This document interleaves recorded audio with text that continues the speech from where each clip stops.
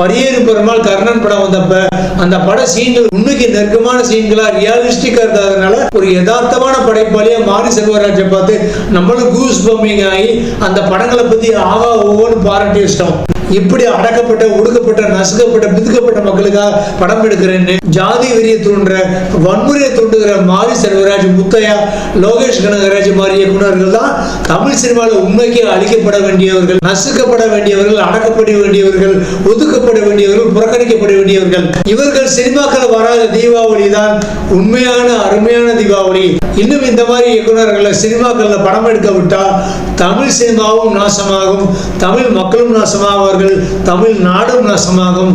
எல்லாரும் கத்தியை அருவாளை தூக்கிட்டு ஒருத்தனை ஒருத்தன் வெட்டி கொண்டுட்டு அலைவாங்க. எல்லா ஜாதிக்காரர்களுக்கும் தங்களுடைய ஜாதி இன மக்கள் மேல வரணும், முன்னேறணும்னு ஆசை இருக்கு. அதுக்கு ஆசைப்படணும், அது தப்பே இல்லை. ஆனா தொடர்ந்து அந்த மாதிரி படங்கள் எடுத்து ஜாதி வெறியை தூண்டுறதுக்கு பதிலாக வன்முறை காட்சிகளை சுத்தமா ஒழிச்சுட்டு, வன்முறையை தூண்டுறதை சுத்தமா ஒழிச்சிட்டு தன்னுடைய ஜாதி மக்களை ஏன் இந்த படத்துல ஒரு பிடி மாஸ்டர் மாதிரி ப்ரொமோட் பண்ணி மோட்டிவேட் பண்ணி முன்னேற்றக்கூடாது?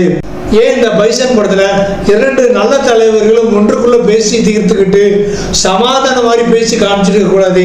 அப்படி ஒரு சொல்யூஷன் மாரி செல்வராஜ் இந்த படத்துல காமிச்சிருந்தாங்கன்னா தமிழ்நாட்டு கவர்மெண்ட்னாலே சால்வ் பண்ண முடியாத அந்த வெங்கடேச பண்ணையார் பசுபதி பாண்டியன் விரோத இஷ்யூவை இந்நேரம் என்னைக்கே க்ளோஸ் பண்ணிருக்கலாம். இந்த ரெண்டு தலைவர்களும் ஒன்னா பேசுற மாதிரி காட்சிகள் வச்சிருந்தாருன்னா அதான் மாரி செல்வராஜ் உண்மைக்கே நல்ல ஒரு ஜாதி வரி இல்லாத இயக்குனார்னா இப்படிப்பட்ட சீன் தான் வச்சிருக்கணும். அவரு ஒரு 1.5 மணி நேரத்துல முடிக்க வேண்டிய ஒரு படத்தை தேவையில்லாம ஜாதி குரூப் வன்முறை அது இதுன்னு 2006 நடந்த ஒரு சம்பவம், 2003 நடந்த ஒரு சம்பவம், 2012 நடந்த ஒரு சம்பவம் எல்லாத்தையுமே மிக்சியில போட்டு அடிச்சு 1983 ஒரே நேரத்தில் நடக்கிற மாதிரி காமிச்சு அதுவும் நாடார் இன தலைவர் தான் எங்க இன தலைவரை கொண்டுட்டாருன்னு ஒரு விஷய விதைய பரப்பி ஜாதி விதியை தூண்டிருக்காரு. இந்த 2029 கர்ணன் படத்திலே இதே மாதிரி ஒரு சேட்டையை தான் பண்ணியிருக்காரு மாரி செல்வராஜ். அதாவது அந்த கொடியங்குளம் சம்பவம் நடக்கிற நேரத்து கூட 1997 நடந்த வீர சுந்தரலிங்கம் போக்குவரத்து கழக பஸ் வன்முறை மேட்டரை அப்படியே